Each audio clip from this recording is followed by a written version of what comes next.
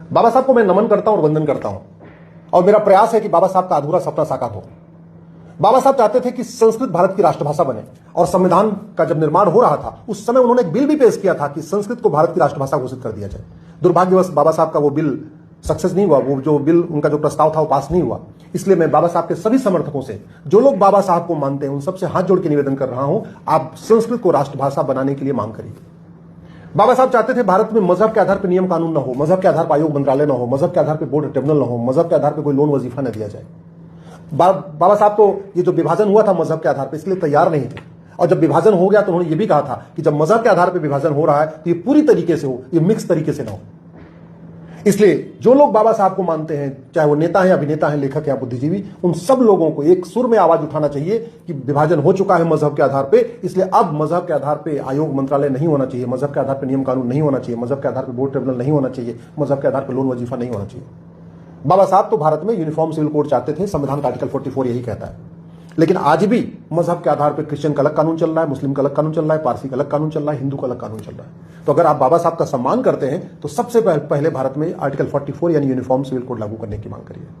बाबा साहब नशे के खिलाफ थे, और संविधान का आर्टिकल 47 कहता है भारत में नशाबंदी की जाएगी, शराबबंदी की जाएगी।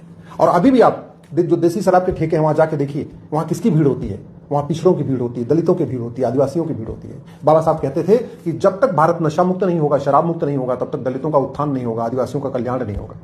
दुर्भाग्यवश बाबा साहब की जयंती पुण्यतिथि पे माला तो लोग पहनाते हैं सांसद विधायक, लेकिन कभी आर्टिकल 47 लागू करने की मांग नहीं करते। इसलिए मैं आपसे निवेदन कर रहा हूं, नशा मुक्त शराब मुक्त भारत की मांग करिए। बाबा साहब आर्टिकल 48 लागू करना चाहते थे, यानी गौहत्या पर प्रतिबंध चाहते थे। दुर्भाग्यवश बाबा साहब का नाम लेने वाले कोई आर्टिकल 48 लागू करने की मांग नहीं कर रहे। बाबा साहब ने जो संविधान में व्यवस्था दिया आर्टिकल 49 में कि जो हमारे मठ मंदिर थे, जो हमारे धार्मिक स्थान थे, जो आक्रांताओं ने तोड़ दिया था, उनको रिस्टोर किया जाएगा। काशी मथुरा भद्रकाली भोजशाली की लड़ाई कोर्ट में तो चल रही है, लेकिन बाबा साहब के नाम पर वोट मांगने वाले कोई भी सांसद विधायक ये नहीं कह रहे हैं एक भारत में भारतीय धर्मस्थल संहिता बना के पूरे देश में सर्वे करा के और उसको जो है जिसका है उसको दे दिया जाए। आज की डेट में दलित और पिछड़े सब जरा किससे परेशान है? तारीख पे तारीख से परेशान है, और 30 साल 40 साल मुकदमा चलता रहता है। जिसके पास पैसा है वो तो 30 साल 40 साल मुकदमा लड़ेगा, जिसके पास पैसा है वो डिस्ट्रिक्ट कोर्ट भी लड़ेगा, हाई कोर्ट भी लड़ेगा, सुप्रीम कोर्ट भी लड़ेगा। लेकिन वो गरीब दलित, गरीब आदिवासी, वो कहां से district court, high court, supreme court आएगा? दुर्भाग्यवश बाबा साहब के नाम पे सत्ता की चाह रखने वाले कोई भी भारत में जस्टिस विद इन लागू करने की मांग नहीं कर रहे। सबसे ज्यादा भारत में जो दलित और पिछड़े परेशान है, भ्रष्टाचार से परेशान है। थाने के भ्रष्टाचार सबसे ज्यादा कौन परेशान है? तहसील के भ्रष्टाचार सबसे ज्यादा कौन परेशान है? कचहरी के भ्रष्टाचार सबसे ज्यादा कौन परेशान है? चाहे वो लेखपाल है, चाहे पटवारी है, चाहे वो नायब तहसीलदार है, चाहे पेशकार है, चाहे तहसीलदार है, चाहे जो भी है। जिसके पास पैसा है वो तो पैसा दे देगा, दे के अपना काम करा लेगा। वो गरीब दलित, गरीब आदिवासी अपना काम कैसे कराएगा? दुर्भाग्यवश बाबा साहब के नाम पे सांसद विधायक बनने वाले कभी भी ये नहीं कहते चीन जैसा भ्रष्टाचार विरोधी कानून भारत में लागू किया जाए। भारत में जो रोड एक्सीडेंट हो रहा है उसमें सबसे ज्यादा कौन परेशान है?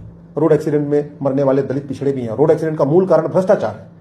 दुर्भाग्यवश बाबा साहब के नाम पे सत्ता पाने वाले, बाबा साहब के नाम पे सांसद विधायक बनने वाले कभी भ्रष्टाचार खिलाफ, रोड एक्सीडेंट के मुद्दे पे संसद में आवाज नहीं उठाते। भारत में मिलावटखोरी, जो 2 लाख लोग मरते हैं उसमें सबसे ज्यादा कौन मरता है? शहर के लोगों को तो शुद्ध चीजें मिल जाती हैं, सारा मिलावटी दूध, मिलावटी घी, मिलावटी मक्खन, मिलावटी तेल, मिलावटी मसाला, मिलावटी दवाई, मिलावटी इंजेक्शन, सब कहाँ बिकता है? गांव में बिकता है। कहाँ भी? दलितों की बस्तियों में बिकता है, आदिवासियों की बस्तियों में बिकता है। इस मिलावटखोरी के खिलाफ कोई भी अंबेडकरवादी बोलने के लिए तैयार नहीं है। इसलिए मैं आपसे निवेदन कर रहा हूं, इस मुद्दे को उठाइए। भारत में लव जिहाद सबसे ज्यादा किसकी बेटियां गायब हो रही हैं? सबसे ज्यादा लव जिहाद से पीड़ित जो दलित परिवार है, आदिवासी परिवार है। आप झारखंड जाकर देख लीजिए, आप छत्तीसगढ़ उठा के देख लीजिए, सबसे ज्यादा लव जिहाद में दलित परिवार की बेटियां जा रही हैं, आदिवासी परिवार की बेटियां जा रही हैं, पिछड़े परिवार की बेटियां जा रही हैं। लेकिन बाबा साहब के नाम लेने वाले कोई ये नहीं कहते हाँ लव जिहादियों को अब फांसी होनी चाहिए, लव जिहादियों की 100% प्रॉपर्टी जब्त होनी चाहिए। बाबा साहब जानते थे कि विदेशी पंथ कितना खतरनाक होता है, इसलिए उन्होंने बुद्धिज्म फॉलो किया। उन्होंने क्रिश्चियनिटी के लिए मना कर दिया, उन्होंने इस्लाम में जाने से मना कर दिया, जबकि उनके पास खूब उस समय मुल्ला मौलवी गए थे, कह रहे थे आप इस्लाम कबूल कर लो। बहुत सारे पादरी पास्टर भी गए थे, कह रहे थे आप क्रिश्चियन बन जाओ, लेकिन बोले नहीं, मैं भारत में रहूंगा, भारतीय पंथ ही फॉलो करूंगा। इसलिए उन्होंने बुद्धिज्म फॉलो किया, सनातन धर्म को ही फॉलो किया। आज की डेट में प्रतिदिन 10,000 हिंदुओं का धर्मांतरण हो रहा है, उसमें ज्यादातर दलित पिछड़े आदिवासी हैं। कोई भी बाबा साहब की बात करने वाले, बाबा साहब को नाम पे अपनी राजनीति सीखने वाले कभी भी धर्मांतरण के खिलाफ कठोर कानून की बात नहीं कर रहे हैं। भारत में जो घुसपैठिए आ रहे हैं, सब ज्यादा जमीनें किसकी कब्जा कर रहे हैं? आप छत्तीसगढ़ देख लो, बंगाल देख लो, असम देख लो, आप उड़ीसा देख लो, कहीं किसी भी राज्य में चले जाओ, जो दलितों की बस्तियां होती हैं, जो दलितों की जमीन होती है, जो उनको जमीन मिलना चाहिए, उस पर ये घुसपैठिए कब्जा करके बैठे हुए। लेकिन कोई भी बाबा साहब की बात करने वाला घुसपैठ के खिलाफ कठोर कानून की बात नहीं करता। भारत में जो आतंकवाद अलगाववाद सबसे ज्यादा परेशान कौन है? हमारे दलित पिछड़े भाई परेशान है।